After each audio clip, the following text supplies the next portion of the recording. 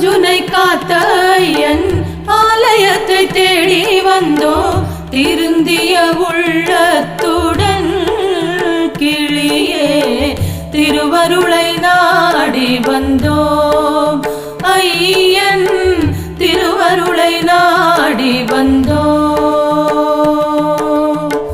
கொஞ்சு தமிழ் பேசுகின்ற கோயில் கதை பேசிடுவோ தஞ்சம் என்று சரண் புகுந்தார் கிளியே தாங்கி நம்மை காத்திடுவார்